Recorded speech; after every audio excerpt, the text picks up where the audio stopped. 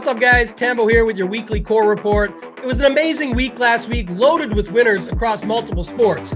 Here are some of the highlights. We kick off things in the college football streets where our members have been crushing. Phil Mix Bra hit for $1,500, while Freddie 11 won $3,400. In MMA, 57 Lions had a nice ROI, turning $100 into over $1,000. And Agency Arms LLC hit for $2.9K in NHL. Just a reminder, our memberships include all sports for one price. World Cup kicks off next week too, and we will have a ton of content to help you shift. So sign up today and let's start running pure. In the NFL, RPS ran the leaderboards once again. I landed my 5th King of the Beach ticket. D. Bailey 2106 hit for $5K. J. Rex 777 won $38K. And D. Kafer shipped the 3rd live final seat. Our biggest sport last week was the NBA, where our members shipped left and right. Our NBA content has been on fire, and you can catch our daily shows for free by subscribing to our YouTube channel right now. ROI was strong in NBA last week too. Connor turned $28 into $1,700 using K-Falix Core. Chunky Blue turned $14 into $1,700. Junior turned $64 into $1,800. Chargers 0616 hit for $2K, while Brandon 2323 won over $10K. Our coordinators joined in as well, with Bobby Hare winning $14K. Mangone hit for $16K, while K-Falix shipped for $44,000. Congrats again to all our members. If you want to be featured in our weekly core report, drop your winning lineup in our Members Never Win channel in our premium Discord. If you're not a member, join now. You won't find a better value with all sports included for one low price. And while you're watching, hit that like button now. Remember, if you're not winning with us, you're watching us win. Till next time, let's keep running pure.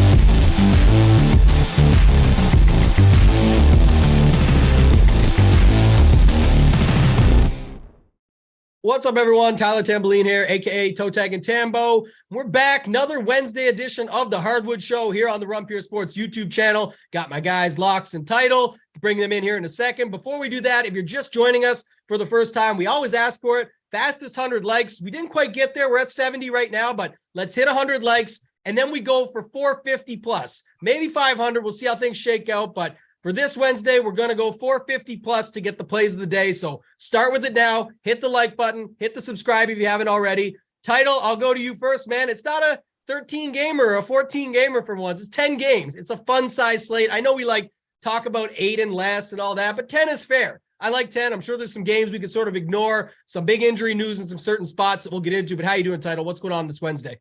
I'm doing well. Hopefully you're doing as well, Tambo, Locks as well. I mean, Wednesday, every time we get on the show, it's always a good time. Wednesdays are big slates. I mean, Mondays, Wednesdays, Fridays are usually bigger. Tuesdays, Thursdays, a little smaller. Not the 13, 14 gamer like we've had recently on Wednesday. Last Wednesday, FanDuel had an island game where on the show it locked. Don't have to worry about that. DraftKings, FanDuel, the same. Bunch of injury news. I mean, Jokic is out, was ruled out yesterday with health and safety. Doncic is out resting. Tons of value on this slate. Still got some stars to pay for as well. So I think it'll be a pretty good slate. Excited to dive in, talk about it. A lot of good spots. And I was still waiting on a lot of injury news, as always, this time of year at NBA.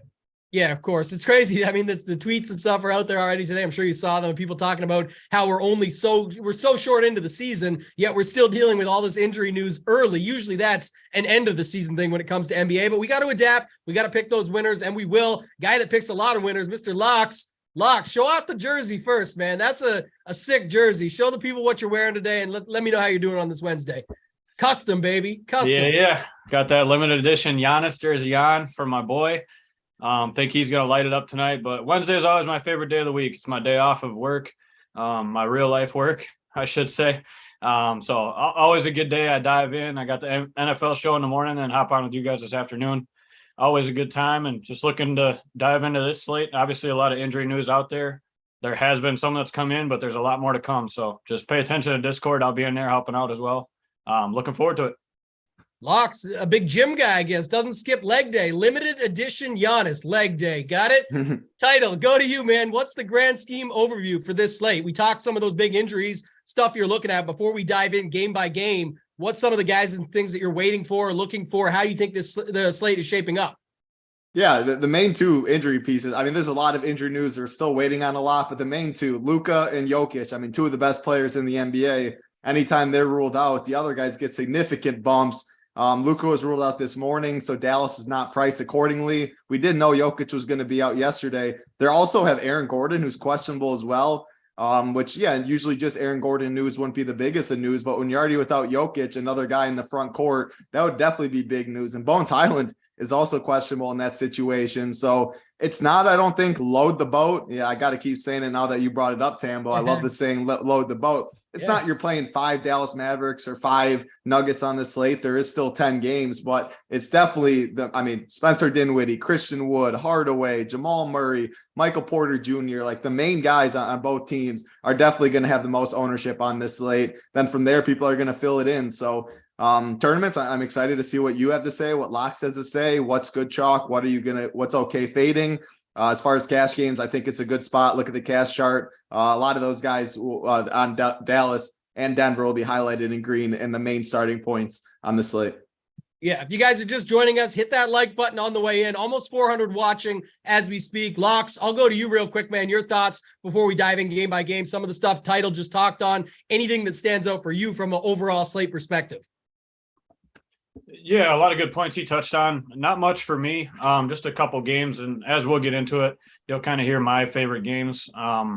Just, I don't know, pay attention to injury. There's a lot still out there. For me, it's just, I was feeling good about the slate. I posted my cores up there for you guys already. Obviously, I'll be making changes and stuff as we go along, as more injury news comes out, but threw it up there early for you guys because I'm feeling good about today. So let's dive in and get started. Yeah, love to see it. I'll stick with you, Locks. We'll dive into the first game. It's the Pacers versus the Hornets, 233.5 total. Pretty close spread. Looks like it could be a good game for fantasy. Waiting on some news with Halliburton, but what's your thoughts on this game before I go to Title on this one? It's his boy, Halliburton, but he was taking a drink, so I'm going to you first. All good.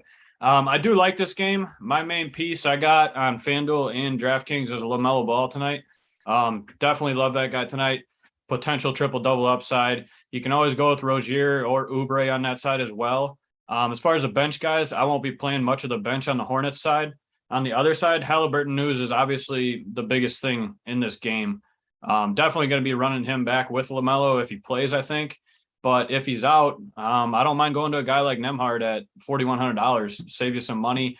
Obviously, I got a couple other spend-up spots I like, so I don't mind him. Buddy Hield continues to get buckets, so I don't mind him as well. Other than that, just a few pieces. I'm not going to fully stack this game, but there's definitely some pieces here that can score for you. And then obviously centers against Charlotte are a thing still, so I don't mind a little Miles Turner. I had him in there earlier, but I think I'm going to have some value at center, so don't mind him either.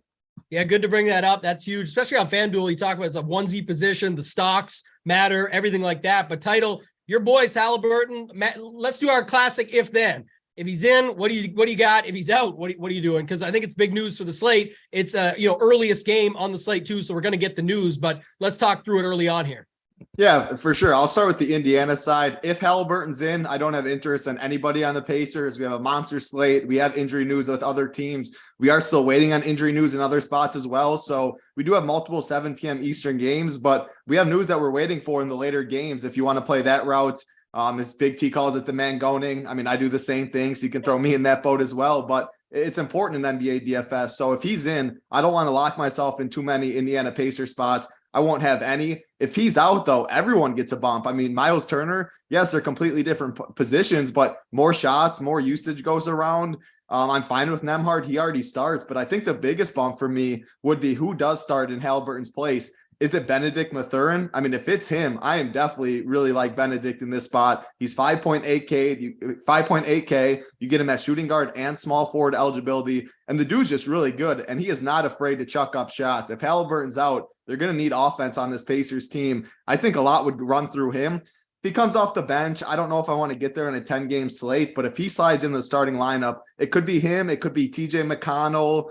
There's a couple options I think they could go to, but Benedict would be my favorite for sure if he does slide in the starting lineup.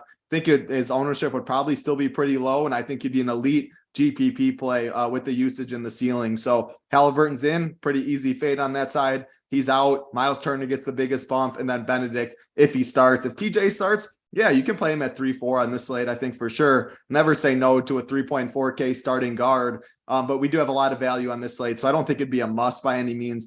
As far as the Charlotte side, Dennis Smith's doubtful. They're still missing Gordon Hayward, but LaMelo is back, as Locke said. He's really the only one I have interest in. He played 28 minutes his first game back, 33 minutes his last game, 31% usage rate in both games. I mean, he chucks. We know LaMelo, 1 for 9 from deep in his first game, 4 for 15 from downtown last game. You expect some shooting variance to go, regression to go in his favor. He makes some shots. He can easily put up 50 in this game. The minutes are fine. I'm not worried about that anymore. The usage at 30 plus. 8.9K on DK, 8.3K on FanDuel. I think both sites he is a good play, and we have enough value on the slate to get there. So really only LaMelo on the Charlotte side, not going to risk a PJ, a Plumlee, or any of that with already so much value.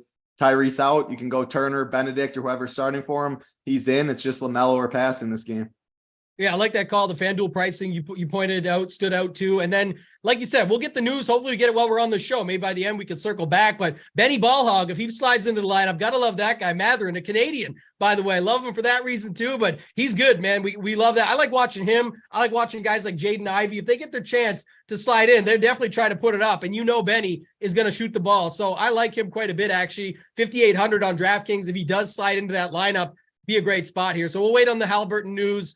Locks, I'll go back to you, man. We'll go to the second game here. This is another one with some big news. So Paolo Banchero was ruled out earlier. We're still waiting on Wendell Carter Jr. news. We'll go to this Minnesota game versus Orlando, 222 total. What's your thoughts here on this one? How you seeing this one shake out? Yeah, I'll start on the Orlando side just because that's some big news. Banchero's already out. It comes down to this Wendell Carter news. If he's out, obviously everyone's going to want to go straight to Mo Bamba at 4,400. I'm okay with that, but I think he's just going to get the ownership's going to be high as can be on him. So I might pivot up to Bobo and get different elsewhere, like spend down elsewhere, because obviously you're spending $1,900 more to get to Bobo, but I think he comes in lower owned if Carter's out. Obviously, if Carter's in, that changes everything. I'm probably off of the bigs in this one. I also think if Carter's out, it helps Franz Wagner. So I'd have some interest there. And then a lot of people want to go Chuma Okeke, which I'm okay with as well. So I think if Carter's out, I like the whole starting lineup because, in all honesty, that just frees up a lot of stuff as well. So a lot of interest in this Orlando side based on the injury news. Again, injury dependent. On the other side of things, I don't know. I don't like playing this Minnesota team, to be honest with you. They're just too hard to figure out. The only guy I really have interest in would be probably Anthony Edwards. Otherwise, I'm pretty much staying away from the Minnesota side.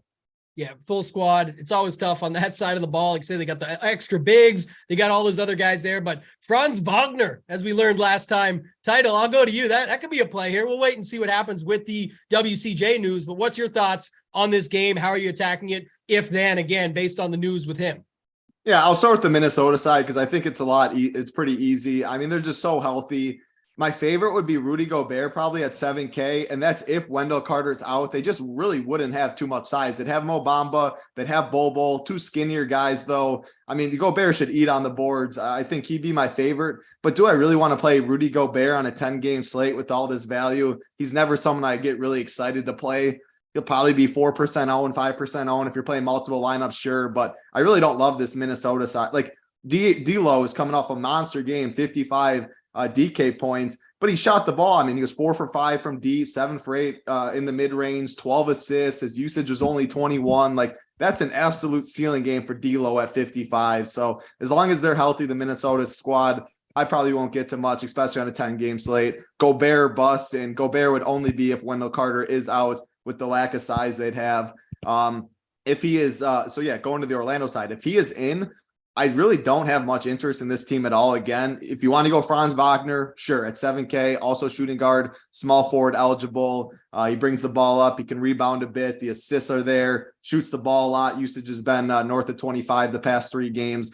But it's not like a must by any means. I mean, this slate is so good. We have so many really good, clear spots with already injury news that we know. So GPP play only. I probably won't get to Franz if Wendell's in. If he's out, for sure. Or Franz gets a big bump. Mo Bamba would definitely be very high owned. 4.4K would slide into the starting lineup. Coming off a good game yesterday at 31 DK points. They would need his size. He'd probably play 30 plus minutes if he stays out of foul trouble. So I think that'd be good chalk. If he's out, Mo Bamba, Franz would get a bump as well. Suggs would get a bump. Paulo's also out in that at 5.7K, but I'm not trying to load the boat on this Orlando team, even if Wendell Carter is out. So Chuma Okeke, sure. Just we have other better spots around that 5K range, I think. So no Minnesota unless it's Gobert because of Wendell's out. If Wendell's in, I think you can pretty easily stay away from this game. If he's out, Bamba gets the biggest bump. 4-4 would be a great value tag. And then Franz would get the other bump at 7K.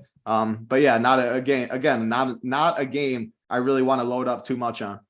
Yeah, and I like that you guys both took it sort of a different angle, and I love that call because people don't do this enough, I think, from a tournament perspective, but like Locks is thinking already of like, okay, if WCJ's out and everyone hops on this boat, right? Title's boat's over here, but everyone hops on this boat. He might hop on, load that boat up on Bol maybe, or something like that, depending on the news. And then you said a Title, like that's a good way to look at it too, is everyone goes immediately to who's the next in line. First of all, it could be at different positions. Maybe it frees up for something else. Like you talked earlier with Turner as a potential in that game, different position altogether from Halliburton, but maybe now guys are missing more shots or more things open up for him in the game down low. In this spot, you're talking about jumping to the other side. And while it is risky because Minnesota's a full squad and it's hard to pick your spots, you talk about the size of the leftover dudes on Orlando that Gobert may be able to take advantage of. So again, is it a great tournament play? I don't know. But what people do is they go at the end of the night when, let's say, Gobert's on the winner, if this news shakes out, how did that happen? Well, that's where other people were thinking of it in a different way. And that's why I love doing the show. We all have sort of a different angle that we can take on it. So that should be good, guys. Just up over 200 likes. I like what my man Locke said. Are your fingers broke? It's very simple. I always do this, but we'll take the 30-second break. You're on your phone, right? You're watching it. It's boom, right there. Little thumbs up button. You smash it up. If you're on your computer, you probably have a mouse. You take it, you slide it right down there. There's a thumbs up and a thumbs down. Hit the thumbs up. It's that simple. It's easy. And guess what? It's free. Free, baby. Everybody loves free. So do us a favor. Hit that like button. We want to get to 450 likes. So the faster we get there, the less I got to talk about it, the more we talk strategy, picks, plays, answer your questions, things like that to help you out. Locks, I'm going to go back to you, man. Go to the next one here. We got OKC Thunder and the Washington Wizards. Doesn't look like a bunch of news. OKC had some guys out overnight, Baisley, man, etc. But talk to me about this game, man. What do you see here? Yeah, a lot of pieces I'm interested in. First, I'll start with Thunder. They're easy for me every time. We got SGA, we got Giddey. Those two are just absolute studs. Both of them are live for triple doubles anytime they touch the court, I think. Definitely interest in both of them for me. Obviously, a huge price difference, so pick your poison there. As far as the rest of that team goes, I don't have much interest outside of Pokusevski. I love him at 5,300. We saw him smash last game. I think he had 47 fantasy points or something. I think he continues that. They're starting to learn that he can kind of do it all. So I think he's going to get the minutes still there. Love those three on that side. On the other side of the ball, I don't know. I don't have much interest in this side of the ball other than maybe Kyle Kuzma. He continues to produce. Usage is there for him. I don't mind him at all. And then off the bench, one guy I will mention just for value, if we're looking for value later, is Jordan Goodwin at 4,600. He's actually come on a little bit. He's kind of playing more than Monte Morris. 22 points, 31 points the last few times out. So at that price tag, I'm willing to get down there. He chucks threes as well. So definitely some interest there just for some value. But on the Wizards side, Kuzma, Porzingis, and then possibly Goodwin off the bench. The other side, SGA, Giddey, and Pokusevski for me on this one. I like that. There's some options there, man. That, like you said, I like the Poku call, right? He's pretty, still fair price, 5,300 for what he can put up. Like you said, get another 8X or something. Nothing wrong with that. And again, it's a game where I'm not sure how many people are going to this spot with all the other options we have on the slate. I'm seeing very low ownership projections across the board. Of course, people will slide in SGA at 9,400 a little bit, but Title, what's your thoughts here on this game? What do you got? Yeah, Washington side's easy for me. I'm not going to go to any of them. Bradley Beal's back in the conversation now. Healthy Washington team on a 10-game slate with already other teams depleted. Easy fade on that side for me. The OKC side's interesting, though. You can always play SGA. He's below 10K, 9-4, gets a good matchup against the Wizards. We know his upside. We have value on this slate. think SGA makes a lot of sense. And the other guy I was going to mention is Poku at 5.3K, power forward, center eligible. I mean, he has a ton of upside. His game, he's so long. The stocks are always there for him. They need him to rebound. Baisley's out for this team, so more minutes already go to him. I mean, they got Jerome Robinson Earl as the backup. Outside of him, though, they just Jalen Williams. They don't want to run him out too much. If Poku stays out of foul trouble, they will play him upper 30s minutes, and he can hit shots. He'll rebound the ball. He has all the stock upside. He's $800 cheaper on DK than he is on FanDuel. And I'm seeing 4%, 5% ownership on him. Man, I think it's a very strong GPP play. You can play Giddey at 6-7. He has triple-double upside as well, but I don't want to load the boat on this OKC team. I think it's SGA. I think it's Poku in this game. You can play them together. I don't mind it. 5-3 for Poku, 9-4 for SGA. I think they're two solid price tags. So yeah, it's only those two in this game, and that's about it. Yeah, I like that call. And our man Locks put in the chat, he thinks 500 likes now. He's up in the number. I actually think he's right. So I'm willing to up the number because this isn't the fastest 300 that we're about to hit, but usually at quarter after is when we're at about 400-ish. So we're on pace actually, and we can easily hit that 500. So let's do that. Also, let's do this, Locks. Let's go to the next game. We got the Celtics and the Atlanta Hawks. Some guards out for the Celtics, of course. Brogdon, Smart. I know we like some plays in this game. Talk to me about this one here, man. What do you got? Yeah, I love this game. This is one I could, if you want to full stack something, this would be a game to go to. I'm probably not going to full stack it just on a 10-game slate. If this was a 5-6 game slate, I'd definitely consider that. But a lot of pieces here I love. I think Derek White slides into the starting lineup for them, so he's interesting at 4-9. The two guys that'll just be in smash spots, though, with Smart and Brogdon out are Jaylen Brown and Jason Tatum. We were talking about it before the show. It's easy to choose because of the price difference. I mean, you got a $2,200 price difference there, but honestly, I'm okay with either one. I think they're both going to smash tonight. I might even play them together. I'm playing them together on FanDuel if you look at my core up there. So definitely interesting spot there for both of them. And then the other guy I like, I'm not high on Grant Williams, but the other dude I like for value would be Peyton Pritchard off the bench at $3,400. I think he's going to get some run. We know he chucks. He can play a little bit of D. So, I mean, if he gets you 25, 30 points at 3,400, there we go. We're locked and loaded. So I love that there. On the other side of things, Trae Young, DeJounte Murray, easy plays for me. I love both of them. You guys know which side I always choose. I just think DeJounte has more of a triple-double upside than Trae Young does, but Young continues to get there more often than not. So both of those guys on that side, Clint Capella, maybe I'll mention him, but there's just too many cheap options at center. He has been crushing, but there's too much value at center for me to get there this week. So Trae Young, DeJounte Murray, and then basically the whole Celtics team. Yeah, I like that call. And like little thing you said there before I come to you on this one, Title, is like shifting things around some. So for example, we just talked about that previous game with SGA being 9,400. We know what he can do. If you go to 9,600 to a guy like Murray here, who should be lower owned than Trae, little spot like that. And now you've got still Poku as a piece of the other game. You're kind of setting it up where you're leveraging, you're pivoting off of SGA to an Atlanta guy, whether it's Trae or DeJounte Murray at the same sort of price point. And then you're still getting action by doubling down on it and saying, I'm also going to leverage anyone that was going to go to SGA by playing Poku to get the numbers over on the OKC side. You can obviously play a bunch of these guys together too, to Lox's point, but I'm just saying little things like that are what makes the difference in tournaments where it's not where you really went that far off the board. You just maneuvered it a little bit differently and built a little bit, I would call it smarter, but it's just different in the sense where you're trying to get it a different way than others are going while still building with sort of the same mold. Title, I'll come to you. Any thoughts on that? Any thoughts on just this game in general? Some of the guys that you like here. Yeah, sharp point as always. I mean, SGA is not going to be like 50% or like the highest owned guy in the slate. He'll get some ownership and he'll definitely be higher owned than Trae Young and DeJounte Murray. I mean, that goes in any sport in DFS, just game theory wise in general. You have a person that's going to be very popular, just say an 8,300 golfer, easy pivot, go $100 less, $100 more, right in that range and just get different.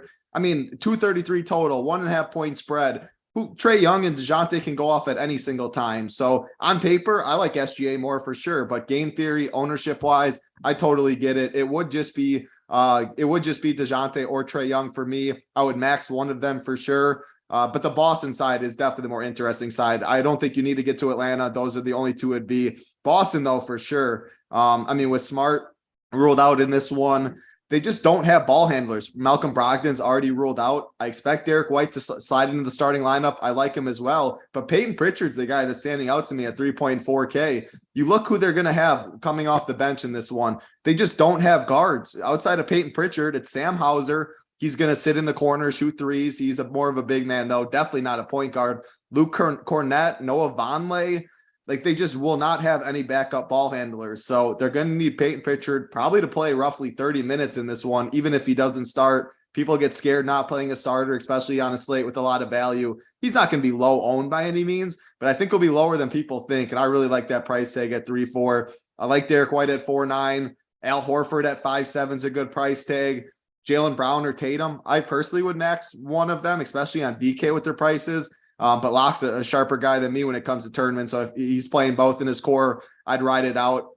10.9 for Tatum feels expensive. We have enough value on this slate, though. Should keep his ownership down a little bit. The guy plays like 40 minutes a game. The usage is 30 plus. He can do it all. So I love him at 10.9. Love Jaylen Brown at 8.7. Get guard and small forward eligibility. I didn't like the first couple games. I definitely like this game, though. How many Boston is too many? On this slate, especially with Dallas and Denver and stuff, I probably wouldn't get more than 3, but Peyton Pritchard at 3.4, White at 4.9, play someone else, and you're getting by at these positions pretty cheap. So really like Boston. Should be a competitive game, should get the full minutes from these guys. They're shorthanded, especially at the guard position. Think you can play multiple of these guys. I'd rank them. I like Pritchard a lot. I think the ownership's going to be lower than it should. So I'll go Pritchard, White, Jaylen Brown, Tatum, Horford at 5 to rank them. Real quick question on that, because it was interesting you mentioned that. I know price is not restrictive here between Pritchard and White, but is there any thought process around, like, again, you know more about the rotations than me. Others are probably wondering that in the chat, where is it a scenario where one can eat the other's lunch? Or, because again, at price, we know it's not restrictive. They're both very cheap, but you also know, like, if one cancels the other out in the sense of when they're on the court, all that. Do you see anything like that there? Or it sounds like you're more than okay with it. So maybe just for others that are wondering, same thing I am. No, I think they'll share the court for multiple minutes in this one. I mean, it's Derek White and it's Pritchard at the guard position. And then after that, it's Jaylen Brown and Tatum as the ball handlers. So, Grant Williams, Horford, Hauser, they just don't have people to bring up the ball. So when Tatum gets a quick breather, when Jaylen Brown gets a quick breather, I think Pritchard and Derek White will share the court. Derek White's a good defender. He can play the 2 and play a little bigger. Pritchard play the 1. So I don't think you have to set any rules there. And people aren't going to say like the smart affects Tatum or Brown too much. I mean, you just add a couple more minutes to them because they don't have pieces. Someone gets in foul trouble. You can see 42 minutes for some of these guys. So yeah, I wouldn't make a rule. Yeah, I do like that. And Locks, I was going to ask you one more question on this before we go to the next game, which is going to be another good one with the Heat and the Raptors. We're almost at 350 likes. The mojo's starting to flow. But Locks, you mentioned playing them both together. Title mentioned, he gave you a nice little compliment there. You Locks is sharper in tournaments. He said, Title's such a nice guy. But I want to ask you, though, like, if you're putting Tatum and Brown together, I feel like that you're committing to a game stack at that point. Like, for those two to both ceiling out on a 10-game slate, I would want Murray on the other side or Trey, because I'm like, if those two are hitting 50, 60 plus to get to their numbers, 40, 50, 40, 60, however you want to look at it, I think someone from the other side is coming along. You don't have to, but it's just how I think about things in tournaments here. For them to hit that ceiling, it wouldn't really be in a blowout, if you ask me. But what's your take on that? Because you did mention playing them both together. Yeah, definitely interesting. I mean, on DraftKings, I'm not playing them together. That was more on my FanDuel thing, as I mentioned. Okay, yeah. I just think on FanDuel, it makes more sense to me. I'm not running them back with Young or Murray. I'm just okay with it. I mean, all of the freaking usage is going to go through these two guys is why I'm kind of on that. And then I'm running LaMelo Ball, so I'm not going to have Young or Murray. I'm going to spend down a little bit to get LaMelo. I just think if I got those two guys together, obviously I got to save some salary, and there's enough places to do that this week. Where with 10 games, I'm okay doing it. Yeah, it's not my preferred option all the time. And I might change it now because you guys might talk me out of it. But don't let us talk you out of it. When they go for 70 and 60, you're going to be kicking yourself. To be honest, I could see them both playing 42 minutes apiece, really, and just getting all the freaking usage and all the points and everything. So that's why I like the two tonight, to be honest with you. No, yeah, all good. That's what I like to ask. I think others in the chat definitely like to hear these type of thought processes and things that we're just thinking about going into a slate when they're building out. If they have that last question, you get all the time in our Discord over at Run Pure where someone's this guy versus this guy. But that question is great and all, but a lot of time it depends on what else is going on in the lineup that sort of leads into that. And I think some of these conversations can help people understand that a bit more. If you guys are not a member at Run Pure Sports and you're not in our Discord yet, I don't know what you're waiting for. NBA season's been crazy. NFL's awesome. We got World Cup with soccer coming up next week, starting Monday, 100K up top. Again, people just don't know this yet about Run Pure Sports, but the sharpest teams in all the niches, what do they say? The riches are in the niches. It's time to get over there. You can find that. We got all the sports, but soccer that we crush in. There's Showdown for soccer you probably don't even know about, but they're going to have a bunch of content out for this World Cup. Get over to Run Pure Sports. It's all sports, one price. Not some email next week for the next sport coming up. You're not going to get that. You'll get all the core plays, which is where the coordinators put in, like Locke said earlier, he's got his 5 plays up that he's going to use in a main lineup of some kind. It's not his only lineup of the night, but he's given those for the people. And then they got to put the other pieces together from watching the free shows and all these different factors. So get over to runpuresports.com. The time is now. Sign up, get all access, all sports, one price. Locks, I'll stick with you, man. I mentioned it earlier, the Miami-Toronto game, waiting on some injury news here, right? Like Dedmon, so Bam's already out, but Dedmon's questionable. I just checked the phone. I didn't see anything else come up yet. And then, of course, on the Toronto side, we got FVV, Fred VanVleet, and Gary Trent Jr. are both questionable as well. Low total, but these games typically do go back and forth a little bit, and we start to get some value pieces in there. Again, you got to take it from an if-then perspective, but what do you see here in this game? Yeah, this one's interesting. There's too much injuries out there for me to really love this game yet. I will love it depending on some of the news. So I'll have bits and pieces here. I'll just start on the Miami side. Tyler Hero's out. Anytime he's out, you got to like Vincent or Caleb Martin. It's just hard to choose which one is going to have the run and have the game. I mean, whoever gets hot, it seems like, is who they run with on that side. So I'm fine with either one of those two at value. Obviously, Jimmy Buckets with no Bam, I absolutely love. So at 9K, I love Jimmy Buckets in this spot. With Dwayne Dedmon, it's so hard because if he doesn't play, I really have no idea who to play at the center position or who they're going to start. So I don't know if they go with Jovic or Jamal Cain. I have no idea. So I'm probably going to stay away from the bigs. If Dedmon's in, I'll obviously have him in there. I think he's going to be pretty high owned. I'm interested to hear Title's take on that side of things, maybe the bigs on that side. On the Raptors side, I see VanVleet and Trent possibly both sitting, which to me, that opens up Thad Young. It opens up Anunoby. I think Boucher has a huge game again tonight with no Bam on the other side. So I love Boucher at 6K tonight. Not really much interest anywhere else on that team. Scotty Barnes I continue to play again. He continues to cost me money. So watch, I hop off him tonight. He'll probably go off. So go ahead and play him if you want. It's just how DFS works all the time. I stick to a guy all year and then I finally don't play him and he's going to go off. So go ahead and play Scotty Barnes for me tonight. Then I'll be mad. But other than that, I'll kick it over to Title on this one. I'm definitely playing Scotty Barnes for the record, just based assuming these guys are out. Like you said, we'll wait and see. We can't really assume, but if they are, then I'll roll with it because again, I've been the same as you. I can't get off the train or as Title likes to say, the boat. If I've already been loading up on the boat, I can't just hop off now and go down with the ship. I got to stick with it. So Title, I can't imagine this either. I can't imagine a slate where Nikola Jokic is out that I don't try out Nikola Jovic or whatever the hell you say for this guy's name based on the fact that stone minimum price, if Dedmon is out, why would we not hop on this play here and just give it a shot? But you talk about this game. Go ahead. Yeah, I mean, man, so if Dedmon's out, I mean, the only way you play Jovic is if he's in the starting lineup, because I mean, he's hardly played all year. If Dedmon's out, even if Dedmon's in, let's say he's in, I see 7 bodies that I'm comfortable that are going to get minutes. Are they going to give this Haywood, Highsmith minutes, Jamal Cain, Nikola Jovic? Maybe one of those guys get mixed in for a couple minutes, but they just haven't really played all year. So, I mean, they got Lowry, Struss, Caleb Martin, Jimmy Butler, assuming Dedmon plays, and then off the bench, Gabe Vincent and Duncan Robinson. This team is very, very thin. And if Dedmon's ruled out, they don't have any bigs. So, yeah, I mean, probably would they start Jovic or something?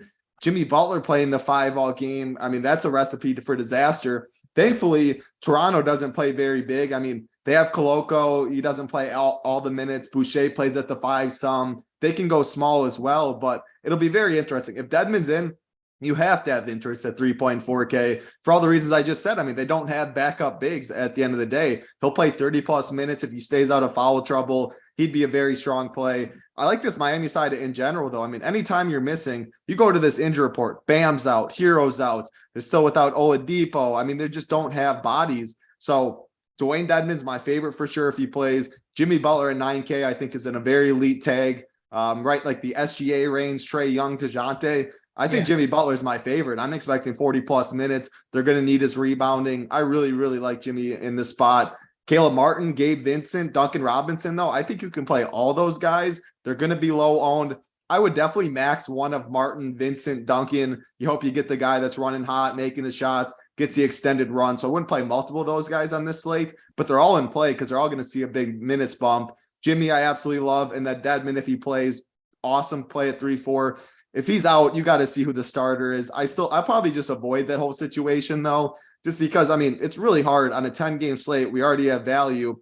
Playing a guy like Jovic, who's played like 8 minutes all year and almost all of it's in garbage time, it's really comfortable, feeling comfortable locking him in your lineup, hoping he gets the 30 minutes, and that snowflake could easily be there. So I'm going to avoid that situation. I love Dedmon. I like Jimmy Butler a lot. My 2 favorite plays. You can mix in the secondary pieces, max one of them. Like a Max Truss too. Same boat as Gabe, Caleb Martin. He's just more expensive. As far as the Toronto side, Gary Trent and Van Vliet are questionable. If they're in, very easy fade situation. I will not have any interest in anybody in Toronto. If he's out, if both of them are out, I'm jumping off the Scotty Barnes train. So Tambo, even a better option for you. Locks jumps off. I've jumped off. Hey, we know how DFS works, but man, he's just taking a back seat to OG Banton, as we saw last game. I mean, Scotty Barnes had a 15% usage rate. I watched almost all the game. He's pretty much just sitting in the corner being a secondary piece. I can't pay 7-8 and watch that and be fine with that. So I like OG 600 less at 7.2K. Boucher at 6K would be fine. But again, on this slate, I don't think I get there. I think the 2 Toronto pieces that I would play are OG. And again, this is just if Trent and Van Vliet are out. If they're in, it's a fade for me. If Trent and Van Vliet are out, OG at 7.2. And if Banton slides back into that starting lineup, he is 5.1K. But man, we saw his ceiling, and he was in foul trouble a lot of that game as well. So the minutes weren't even what they could have been. So I really like Banton, and OG would be my 2 favorites. But you can't ignore this game. I mean, there's injuries. Could even get better for Toronto side. Miami's already a great side. Banton might be too much for me. Got that price up, man. I don't think he missed a shot watching that game. Well, he had that steals, usage rate was blocks. That usage was like 35%. Yeah, though. Like I don't expect that over. to continue either. I don't expect that to continue either. But man, so you're gonna play Scotty for baby, 2,700 more. Come on, Tambo. Scotty might be back tonight. We might see that usage. I don't know. We'll see. What about this though? What about Kyle Lowry revenge? I know it's like years now, but what about Kyle Lowry going against Toronto? Sure. I mean, I didn't mention him because I like Jimmy more. I like Dedmon more, but you can make a case if you like Duncan, anyone on Miami, they are so short. I think you can play them. I don't think there's anybody in those 7 players that usually get rotation for them that you cannot play. So you like Kyle Lowry. Who likes Kyle Lowry? Play Kyle Lowry at 6'9". I'm just not a big Kyle Lowry guy, but absolutely in play. Okay. Scott Foster in the chat. He might be biased, but he said you should lock Scotty. So Scott likes Scotty. We'll go with it. We'll stick with that one as we move on here. Locks, coming back to you, man. This spot here, you got the jersey on, man. We're going to Cleveland, Milwaukee. What's your thoughts on this one? Obviously waiting on the news, Drew Holiday and Donovan Mitchell. I should update quick. Well, before you go into this game, we did just get a little bit of an update. It's not much, but it's still a game time decision for Wendell Carter Jr. So we're still going to be waiting on that. I don't know what the point of that is. Just a heads up in case people are going. And Gator Nation says 3rd time against us. It's a joke. It's not really a revenge at this point. I don't think that many times when you played them, but everybody loves a good revenge narrative. Locks, coming back to you, man. Cleveland, Milwaukee. What are your thoughts here on this game? Yeah, another interesting game. Always love Giannis here. The interesting news is Holiday. Going to be some very important news, I think, on this side. Obviously, if he's out, we see what Javon Carter can do, but they've bumped his price so far up. I'm not paying $5,800 for him. The guy I like, if Holiday is out, actually is Marjan Beauchamp. I love that guy. He's shown us a lot of stuff lately. He's playing around 30 minutes when Holiday doesn't play. I mean, the last 2 games, 34 minutes apiece. He chucks 2. We saw him go off for 34 points on 2 of the last 3 games. So I love him at 4,400 if Holiday's out. Obviously ABC, you can always play him. And now they got me tilted because they got Bopo ahead of Brolo. in price range. So I might go back to the Brolo train if I have to. But I'm not getting to either one of them tonight. I just think there's too much value at the center position, power forward position, that I'm probably not going to play either one of those guys. If I play the Bucks side, it's going to be Marjan and ABC. Otherwise, if Holiday's in, it's going to be probably Holiday and ABC, and that's it. On the other side of the ball, tough for me here. I don't love this team, but the guys I do love are Kevin Love at $5,600. I'm not as high on Mobley as I think a lot of people will be tonight. I think he's going to get steamed up, and I don't know. I haven't really seen a ceiling game out of him. Yeah, he scored 46 a couple of games ago, but I would rather pay down and go to Kevin Love in that position. Mitchell, do we know if he's out? He's still questionable, right? Yeah, still questionable. Yeah, so that's some important news too. I think if he's out, I might go down to 3,500 Lamar Stevens if he starts again. I know obviously a different position, but we saw him get 30 minutes last game and score 24 points at freaking $3,500. Why not save some value and go to him? But if Mitchell's out, it makes me like Garland a little bit more. I just don't think I'll get there. And obviously I talk about all these plays because a lot of it's people I'm playing, a lot of it's people I'm just saying I'll have in my pool, right? I play 150 most of the time. So Garland will be my pool. He's not my favorite just because of all those other guys in that range, but definitely some interest there if Mitchell's out for sure. Yeah, we just got the news here. DSJ is out. Again, that came out, so we were talking about that a little bit earlier. Title, he was doubtful. Yeah, so I mean, he was expected anyway. I'm not sure you want to chime in further, but if not, take us into this game here. Cleveland, Milwaukee, your take on this game. Yeah, that news. I mean, he rolled his ankle pretty bad a couple nights ago. I'd expect him to be out for probably a little longer. So that doesn't do much. As far as this Bucks Cleveland side, yeah, Drew and Donovan Mitchell, two of the better players. I mean, both teams are questionable. But you'd be surprised. I really don't have as much interest. Like, even if Drew's out, he's been out the past couple of games. So the prices are adjusted for that. Giannis all the way up at 12.6. No one's going to play him. We have value on this slate. Anytime that's the case, I will never say no to Giannis. I mean, you're probably going to get him single-digit own. Yeah, he put up a stinker last game against Atlanta. Atlanta's defended him well, though. I've watched both those games. They have definitely they've guarded him very well. And a lot of teams, I mean, I don't know. It seems like one of the teams that has his number, whereas Cleveland, they're without their best rim protector and Jarrett Allen. That's a big bump to him. You have the money. You can absolutely play him. He's going to be low owned. Easier on FanDuel to get at 11.8K and the pricing softer. So I expect a little higher ownership there. Giannis is the best player in the world. Can play him if you can fit him. Outside of him, though, even if Drew is out, I have no interest on this Bucks team. As far as Cleveland, yeah, I mean, with Jarrett Allen out, I think Mobley will start at the center. I think Kevin Love will start at the 4. Kevin Love has always been a great point per minute producer. Now he slides in the starting lineup when he comes off the bench a lot. He chucks the ball. He's a good rebounder. Really like Kevin Love at 5'6". He only gets a bump as well if Donovan Mitchell's out. Like, I can play Kevin Love even if D Mitch is in.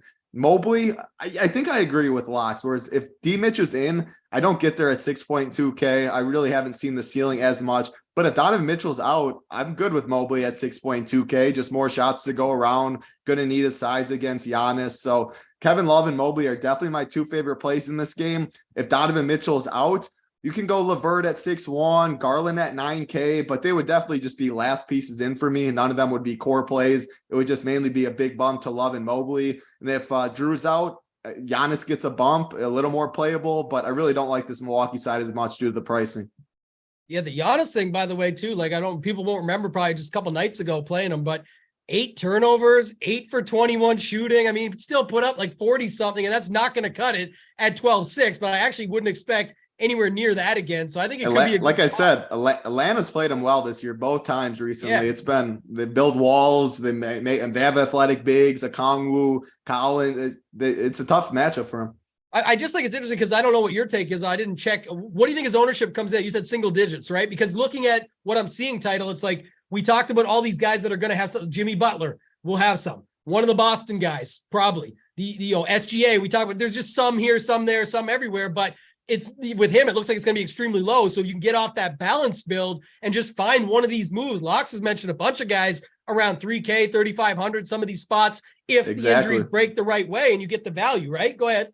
I mean, yeah, even if you don't, like, we have Peyton Pritchard right now. We have, I mean, like, there's already enough value on the slate to make Giannis work. It's just the balance is getting pushed in because when we get to Denver and we get to Dallas, these guys that we like aren't free, but they're just they're mid fives or low 6K options, which just gets you in that balanced build where you're not going to pay 12-6 and get on a whole different path than everyone else. That's why in tournaments, you plug in Giannis, you are immediately different than other people, because you're going to have to play more 4K and less players than other people do. And he puts up 70. We have enough value on the slate to make it work. So, I mean, it's Giannis. It's a bet. Yeah, I totally like Giannis. Giannis, single digits, maybe on the same day. Locks is rocking the leg day with the LEG, the limited edition Giannis jersey. Oh, man. That's Love something it. I might be interested in. So I'm definitely thinking about that. Like I said, there's going to be value that pops up. And even if there isn't enough value for you to see value in it yourself, it's very simple when you go look at your lineup, like a 9K guy and a 7K guy, to just make the swap. And it's risky. It doesn't feel as good without that floor ceiling combination.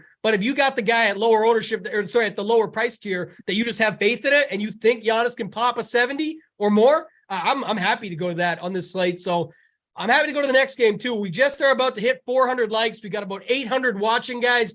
Do us a favor, pump those likes up. The goal was 450. Locks said we could get to 500. 4 games left to pick up 100 likes, basically. So 25 a game. Locks, go to you. Chicago, New Orleans. Doesn't look like much going on here from an injury perspective, but just looking at it, 226 total, tight spread. What are your thoughts on this game? Yeah, this is one I don't have much interest in personally. I'll keep it short and simple on this one just because I don't have a ton of exposure to this game. I'll start with the Bulls side. Obviously, Dosunmu continues to play a ton of minutes. They keep dropping his price, but he just doesn't get there. So I'll be off of him. The only 2 guys I really like, 3, would be Zach LaVine and DeRozan. Obviously, you can always play them. And then Pat Williams at $4,300. I've mentioned him a few times. He just continues to produce. He'll play 30 minutes. He'll get you 25 to 30 fantasy points. And at 4,300, why not? So definitely a guy I'll have in my pool. On the other side of things, with Williamson out, it's McCollum, it's Ingram. I think Ingram bounces back. He kind of sucked last night, and I was high on him last night. So I think he bounces back tonight. And then you'd love to see a bounce back game from Joval, but Larry Nance, he continues to, it seems that he closes over Valanciunas now. So he's actually interesting to me at $4,200 if you're wanting to find some value at power forward center as well. And then Trey Murphy, a lot of guys were on last night. I wasn't, but you can definitely go right back to him with Zion out as well at 4,400. So a couple of cheapies, 4,200, 4,400 for Murphy and Nance. And then Ingram and McCollum on the other side, just those 3 guys, LaVine, DeRozan, and Williams for me. Yeah, by no news. I meant no news we were really waiting on. Zion out is big news for this game. Great point and call out. But yeah, we kind of know where we sit. You know, JV last night just hurt a bunch of people's feelings, especially on FanDuel. He was pretty cheap, higher owned in the higher stakes stuff, and did not come through. It's tough to go back. I mean, he's 7,100 on DraftKings tonight. Don't know how you would get there, but it definitely feels like a really good flop leg spot. So it is interesting from that perspective. And then, Title, before I go to you in this game, we did just get a little news. Gary Trent downgraded, so he's doubtful. Now, nothing on Fred VanVleet yet, but just to bring it through. Your Scotty Barnes is getting closer and closer. Getting closer, baby. Scotty Barnes tonight. Let's go. And he's not even going to be the play of the day at the end, but maybe I have to flip it. But we'll see if we get to the plays of the day. We got those 25, about 75 away, and we're still halfway through this game. So, Title, I'll kick it to you. We're not skipping nobody this week, my friend. Your turn on this game. What do you got? Chicago side, I don't really have interest. I'm a pretty healthy team. There's no one, like, if you want to go Vooch at 7-3, sure. Levine 7-4, sure. It's just, they have enough of mouths to feed. Not a team I'm going to target on this 10 game slate with other teams short. Pelican side, yeah, Zion is out. I'm good going right back to CJ. I played great ball. CJ's always a player. He's not on Portland. He wasn't always someone I loved to roster because Dame was there. He was just really scoring dependent, but the assists are up. The rebounds are up more. They need to rebound more without Zion. I like that price tag at 8.2K. Don't expect ownership to be too crazy. So he's my favorite Pelican. Probably the only one I get to. Like, I loved Larry Nance yesterday, especially when he was coming off the bench. But man, like, you hit a ceiling game and everyone sees it. And now is it okay going right back? Ownership will be more inflated because of that. Joval, I think, got in foul trouble a little bit yesterday. I mean, he was playing so well. So I don't think I'm going to chase that game. I'm fine with it at 4-2, but we already have so much value on this slate with other teams that are thinner. I don't think we see Larry Nance get 30 minutes again. So I'll probably be off. If you want him, you fit him. If you're playing Giannis and you land 4.2K at a 4 position, sure, you can do worse than Larry Nance, but I think he'll probably be over-owned because of what happened yesterday. So it's pretty much just CJ or bust for me in this one. So what you're saying is I could have skipped you on this game. Except CJ, yeah. Yeah, except CJ. Yeah, you got it. I will say one thing just on that. I love that call by title. I think Nance is going to get steamed. So I think it's the perfect spot where Valanciunas sucked yesterday. He's going to crush today, and Nance is going to play way less. I can't afford it, Locks. This is the problem. You're right. That's going to happen. I'm going to have to get a balance build in there too. At my I was going to say, I can't get Joe Val either. I'm not saying playing Joe Val. I'm just saying it's a reason to get off of Nance tonight. I don't think he does it again. Yeah, probably not. And Joval probably doesn't either. It wasn't just foul trouble. It was also turnover trouble as well. So it was very bad. He just looked awful. He was horrible yesterday. Yeah, it was very bad. It was a painful situation because I had lineups like started off with Morant and guys like that just went off and crushed. And you got JVal just sitting there at the bottom doing absolutely nothing. So 3 games to go, 425 likes, 25 likes a game. Title, I'm actually going to stay with you and see if I can maneuver my mind to not skip Locks on this one. But Houston, Dallas, what do you got in this one? Luka was already ruled out, so sort of took that away. I would have liked to fade him, actually. A big star like him on a back-to-back, he was one of the guys, but they already ruled him out for that reason. So what do you got in this one? Houston, Dallas, this is a 218 total looking at it now. Yeah, I mean, not only Luka's out, Maxi Kleber, JaVale McGee's out, Reggie Bullock's questionable. People might be wondering, what does JaVale McGee and Maxi Kleber being out mean? Well, they're thin in the front court, and Christian Wood is, I mean, he's a hooper. When he comes in, he will chuck the ball. We've seen it in his days when he was with Houston. You want a little revenge narrative there. You got that with Christian Wood, but we're not playing them because the revenge narrative. We're playing them because Luka, their best players out. They're more thin in the front court. 6.4K is a great price tag. He'll be, again, this is the spot, Dallas and the Nuggets, that are going to have a bunch of ownership. We are waiting on like Chris Paul news that you mentioned as well. That game's at 10 p.m. Eastern. So maybe we get it before this game, which is an hour and a half earlier. But backloading and saving spots in your lineup makes sense. You can't ignore this whole Dallas team. Dinwiddie, Christian Wood, Tim Hardaway Jr., the 3 best plays. They're going to be the highest owned plays. You can play all 3. You can max 2. You can do whatever you want. Just know, I think they're all great plays, and they're going to get a lot of ownership. Outside of those 3, Dorian Finney-Smith, I think, is fine at 4.2K. Again, right in that Larry Nance range. Actually, man, if Larry Nance is going to be 10x the ownership or 5 times the ownership, I think you're good playing Dorian Finney-Smith. There are 10 games on this slate, though, so there are a lot of options. But outside of Wood, Dinwiddie, Hardaway, Finney-Smith would be the only one. He'd get a bump if Bullock's out. But I think I'm mainly focusing on those 3. As far as the Houston side, Jalen Green, I think, is the only one that I'm looking at. He's 6'4", Kevin Porter 7'4". Jalen Green's been hot as of late. The past 4 games, 49, 36, 44, 45 DK points. The usage has been over 25 pretty much every game this year. So if you are running 3 Dallas guys, people probably won't run it back.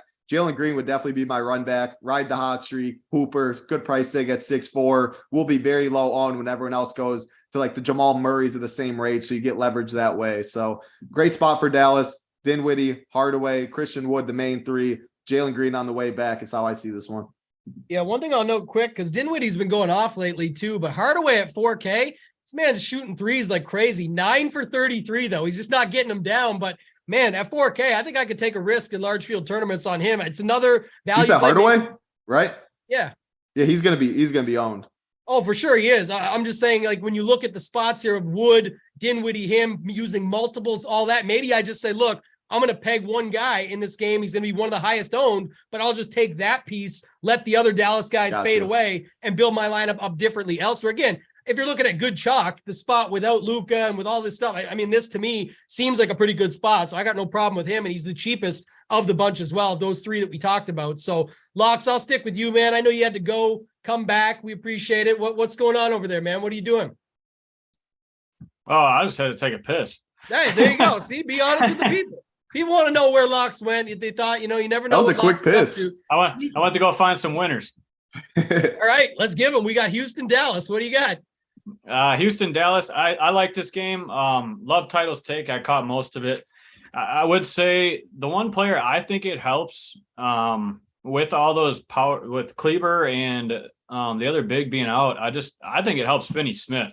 I think he's going to play like 36 to 40 minutes this game.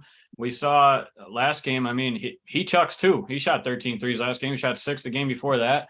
I think he just plays more minutes and his usage goes up with Doncic out. I'm not going to play Powell at all. I love Christian Wood. I love Dinwiddie. I'd say those three are probably my favorite. I just think Hardaway is going to be too high owned for me. I'll definitely still have him in my pool. I just think I'm going to be under the field on him. I love the call. The guy chucks. It's just whether or not he's hitting or not. I mean, when he's not hitting, the guy's just freaking awful and he doesn't do much else.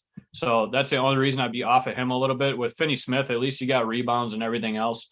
We saw him score 34 fantasy points last game. So I think it bumps him. So he's my main interest there at 4,200. On the other side of the ball, really just a couple guys, Jalen Green, KPJ. Other than that, I don't have much interest. Generally, I like Sengun, but he's been struggling lately, and he's up to $6,800. Way too many other centers and power forwards I want to get to, so I'll be off of that train. But just those few for me.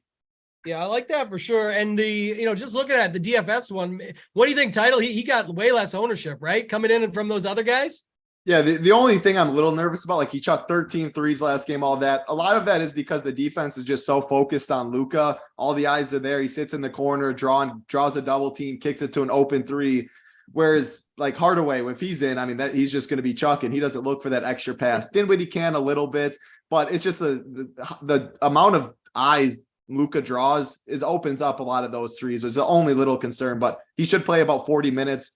Should do some other stuff. So yeah, I mentioned him. I think he's fine, but definitely a distant fourth from the other three, but ownership will reflect that.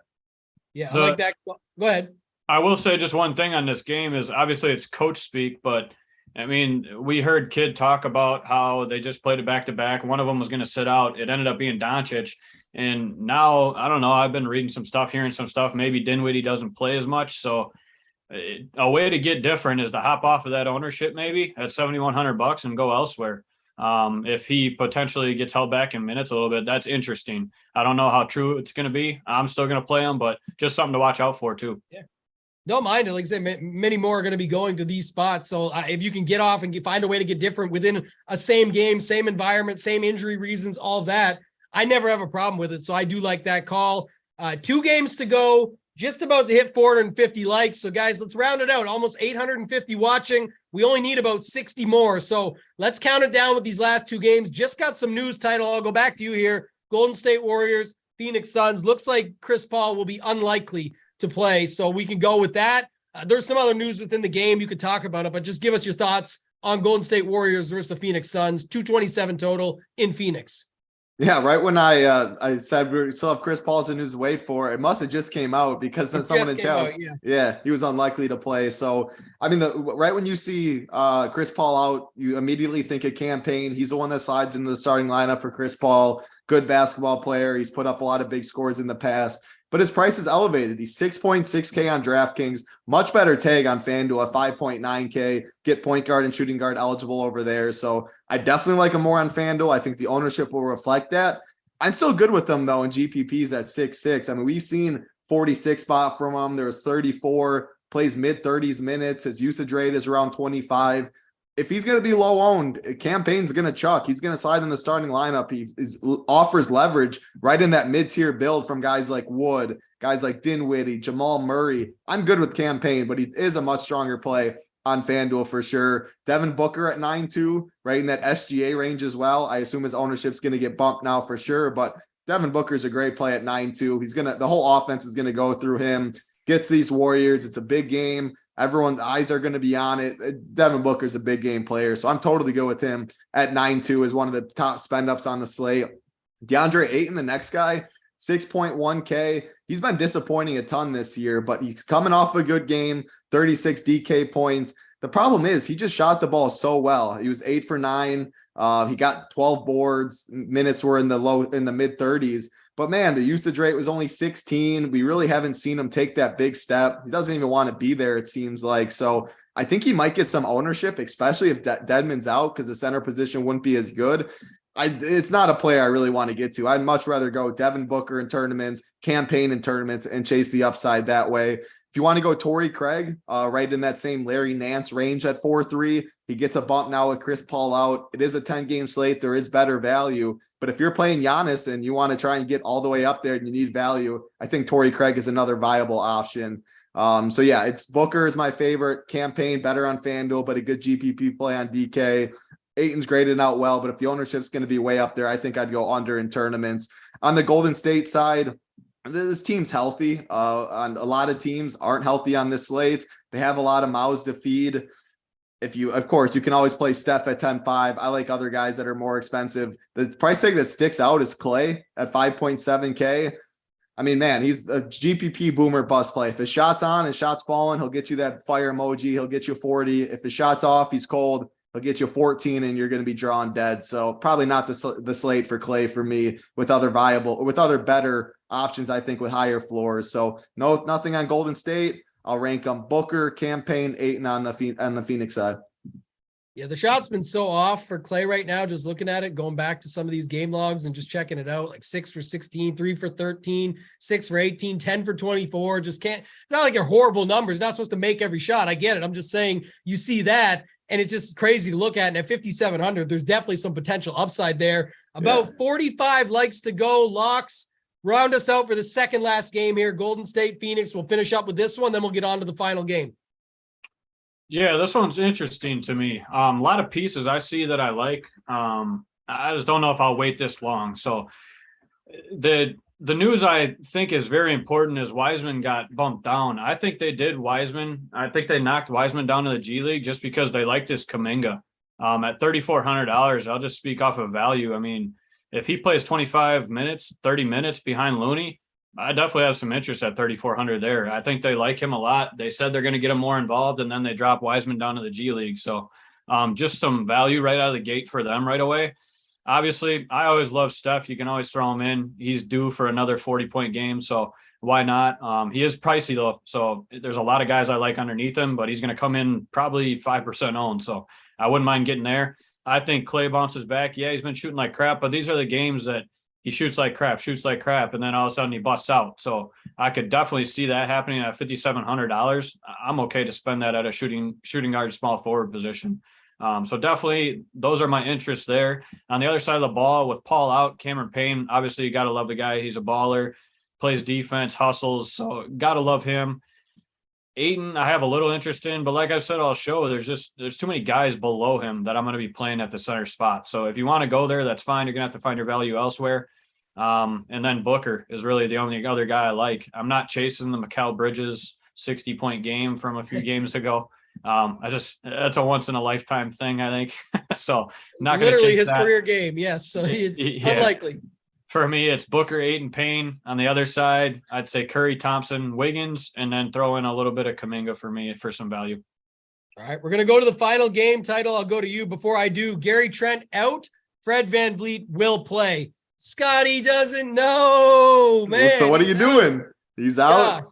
But hey, Trent's still out, so you can still go there. I think Les will go there. I think now's the time. You get him in there. Who cares? Are you going there is the question, Tambo. That's what everyone wants to know. I have to, yeah. I've talked about it all show. I got no problem just lighting money on fire. So this is the perfect spot to do it. Yeah, when you make $500K the past month, I'd be fine lighting money on fire. Les will be on him. Let's move off that number. But Les will be on him now based on this news probably. It obviously is not ideal with Fred VanVleet being in there, but sometimes that's the way it goes. Because, of course, everyone moves off and now something else happens and comes back. So I got no problem with it. We're at 469 likes. Nice number, but we got to get to 500. Title, final game, Knicks versus the Nuggets. We've talked about a few different things with this. Jokic was already out. Highland is now, we're waiting to see. Aaron Gordon, wait and see. And then Mitch Robb, wait and see. But what are you doing here with this game? And then I'll go to locks before we hopefully get to the plays of the day.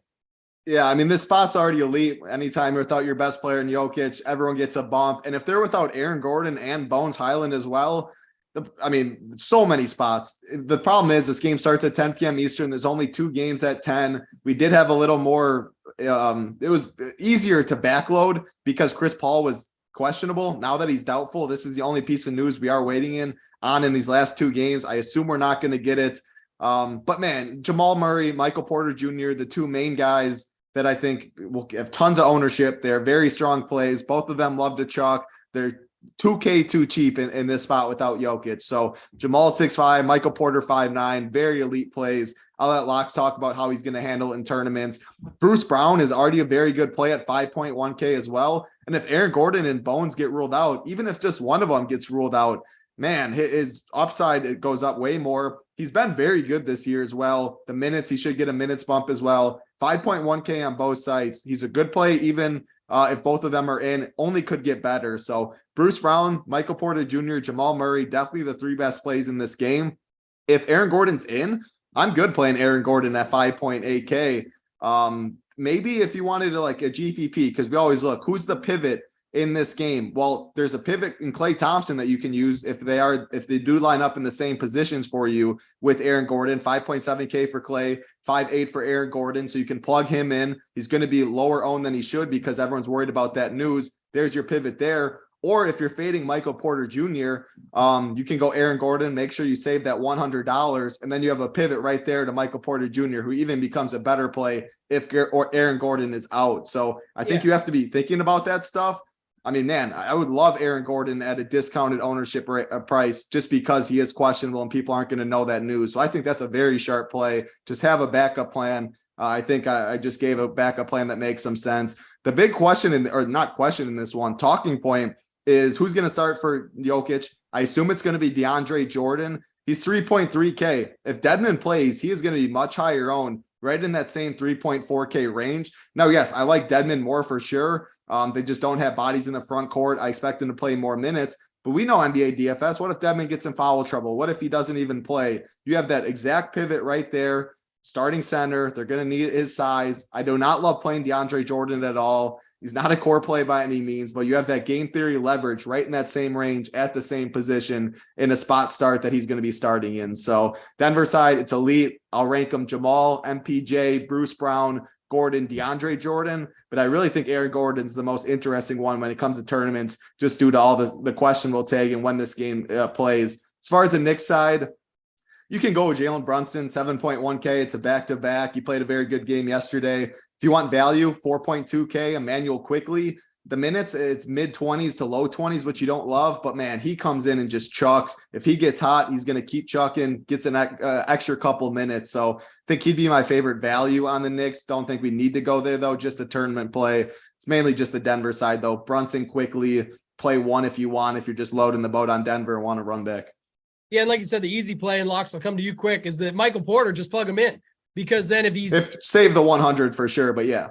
But he's 5,900. Aaron Gordon's 58. So you plug Aaron Gordon on purpose. And if Aaron Gordon's ruled in, you just you have the money to swap no matter what. So that's why that's the play. If he's out, you leave Michael Porter, who's a good play based on Gordon being out. So you can get to what you wanted by just putting Michael Porter in all your lineups that you want to use that theory in, and then get to Aaron Gordon no matter what if he's in. So I like that quite a bit. It was a great strategy piece there. Locks, your thoughts on this game? We're 5 likes away, so we'll get to the plays of the day after this. Finish us out with this game, and then we'll go to them.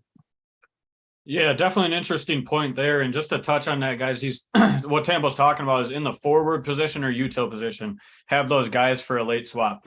Obviously, they're two different positions. They're a small forward and a power forward, but if you got them in those two positions, that's when you can late swap to them. Which you should, because they're the last two games. The latest games. That's sorry, I always forget to thank you for explaining it, because I never explain why it's like second nature. But yes, exactly that reasoning. You got it. Yeah, and we all know it's just for the people that are watching, maybe watching for free, just to help them out a little bit. Just make sure they're in those spots. I've made the mistakes before where I'm not paying attention. I throw early games in those spots, and I try to make it a point not to. So just watch that if you're doing that. Definitely two guys I love, Michael Porter Jr., Aaron Gordon. Obviously, if Gordon plays, I'm going to smash all the Aaron Gordon I can. I actually think if he plays, DeAndre Jordan's going to play even less minutes, and they're going to roll Bruce Brown in there with that starting lineup. So I really could see that happening. I love Bruce Brown tonight at $5,100, whether Aaron Gordon plays or not. So he's going to be probably one of my favorite plays from that side of the ball. And then Murray, MPJ, and Gordon. Obviously, for me, that's pretty simple on the Nuggets side. The other side, I love Brunson. I always do. Continues to get the usage.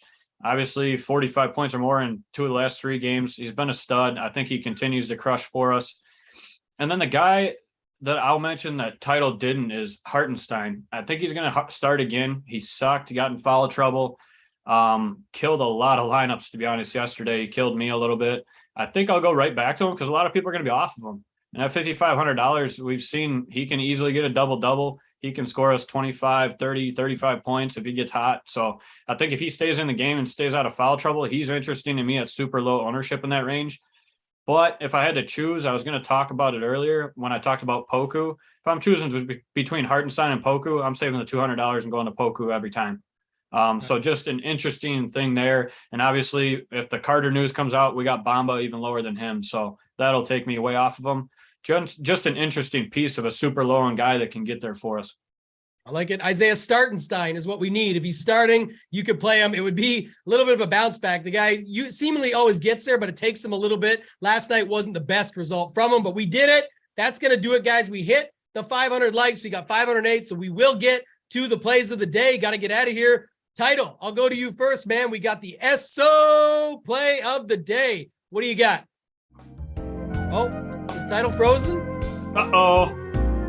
All right, we got to get it. We'll wait on him. We'll go to the Goldilocks play of the day. Mr. Locks, what do you got here? We'll get the graphic flipped over. Hopefully Title comes back to us. If not, we'll get it out here in the chat. Locks, go to you. Goldilocks play of the day. What do you got, man? Tough choice for me, choosing between a couple I have in both of my cores on both sites, but I'm going to end up going with my guy LaMelo Ball tonight. I think he's going to get double-double, possible triple-double upside. I love the guy tonight. Price is great. That's going to be the Goldilocks play of the day.